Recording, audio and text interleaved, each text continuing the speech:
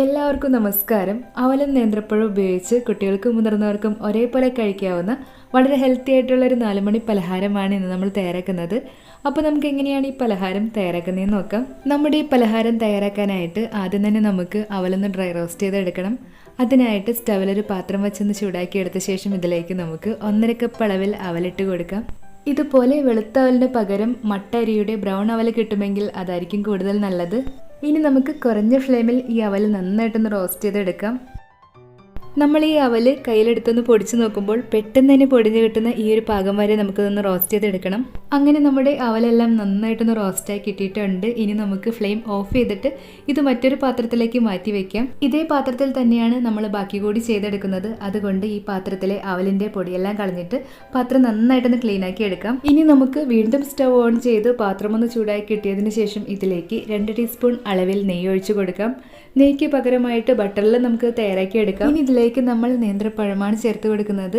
നല്ല മധുരമുള്ള 2-3 നേന്ത്രപ്പഴം ഇതുപോലെ ക്യൂബ്സായി അരിഞ്ഞെടുത്ത് നമുക്ക് ഇതിലേക്ക് ചേർത്ത് കൊടുക്കാം. പഴം എടുക്കുമ്പോൾ നന്നായി പഴുത്ത നല്ല മധുരമുള്ള തൊലിയെല്ലാം കറുത്ത് തുടങ്ങിയ പഴം എടുക്കുകയാണെങ്കിൽ അതാണ് ഏറ്റവും നല്ലത്. പഴം ചേർത്തിട്ട് ഒരു മീഡിയം ഫ്ലെയിമിൽ പഴമെല്ലാം ഈ നെയ്യിലിട്ട് നന്നായിട്ടൊന്ന് വറുത്തെടുക്കാം. പഴമെല്ലാം നന്നായിട്ടൊന്ന് ഫ്രൈ ആയി കളറെല്ലാം ഒന്ന് മാറിയതിന് ശേഷം പഴം ഇതുപോലെ ഒരു സൈഡിലേക്ക് മാറ്റി വെച്ചിട്ട് ഇനി ഇതിലേക്ക് നമുക്ക് 1/4 കപ്പ് അളവിൽ ചിരകിയ തേങ്ങ ചേർത്ത് കൊടുക്കാം. തേങ്ങ ചേർത്തിട്ട് ഒരു മീഡിയം ഫ്ലെയിമിൽ ഈ തേങ്ങ ഒന്ന് ഡ്രൈ ആയി കിട്ടും വരെ 2-3 മിനിറ്റ് ഇതുപോലെ ഇളക്കി കൊടുക്കാം.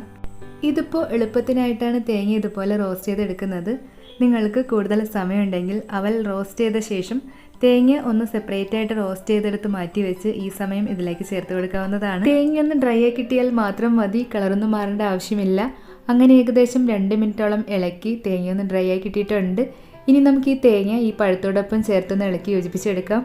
തേങ്ങയും പഴവുമെല്ലാം ഇതുപോലെ നന്നായിട്ട് ഇളക്കി യോജിപ്പിച്ചെടുത്ത് കഴിഞ്ഞാൽ ഇനി ഇതിലേക്ക് നമുക്ക് 1/2 കപ്പ് ശർക്കര പാനി ചേർത്ത് കൊടുക്കാം. ഗ്രേറ്റ് ചെയ്തെടുത്ത 1/2 കപ്പ് ശർക്കരയിലേക്ക് 1/4 കപ്പ് വെള്ളം കൂടി ഒഴിച്ച് ശർക്കര പാനി തയ്യാറാക്കിയാണ് ഇതിലേക്ക് ചേർത്ത് കൊടുക്കുന്നത്. ശർക്കര പാനി നമ്മുടെ ഓരോരുത്തരുടെയും മധുരത്തിനനുസരിച്ച് ആവശ്യത്തിന് ചേർത്ത് കൊടുക്കാം. ശർക്കര പാനി ചേർത്തിട്ട് എല്ലാം കൂടി നന്നായിട്ടൊന്ന് ഇളക്കി യോജിപ്പിച്ചെടുത്ത ശേഷം ശർക്കരയിലെ വെള്ളം വറ്റി ഇതൊന്ന് ഡ്രൈ ആവുന്നതിന് മുന്നേ തന്നെ നമുക്ക് ഇതിലേക്ക് റോസ്റ്റ് ചെയ്ത് മാറ്റി വെച്ചിരിക്കുന്ന അവൽ ചേർത്ത് കൊടുക്കാം. അവൽ ചേർത്തിട്ട് ഫ്ലെയിം ഏറ്റവും കുറച്ച് വെച്ച ശേഷം എല്ലാം കൂടി നന്നായിട്ട് ഇളക്കി യോജിപ്പിച്ചെടുക്കാം. നമ്മളിതിൽ ചേർത്തിട്ടുള്ള ശർക്കരയുടെ മധുരവും നെയ്യിൻ്റെ രുചിയുമെല്ലാം അവലിലേക്ക് കൂടി ഒന്ന് പിടിച്ചു കിട്ടാനായിട്ട് ഏറ്റവും കുറഞ്ഞ ഫ്ലെയിമിൽ 1-2 മിനിറ്റ് ഇതുപോലെ ഇളക്കി കൊടുക്കാം. എല്ലാം ഇതുപോലെ നന്നായിട്ട് ഇളക്കി യോജിപ്പിച്ചെടുത്ത് കഴിഞ്ഞാൽ ഇനി നമുക്ക് ഫ്ലെയിം ഓഫ് ചെയ്യാം. ഇത് നമുക്ക് വേണമെങ്കിൽ ഇതുപോലെ തന്നെ കഴിക്കാനും നല്ല രുചിയാണ്.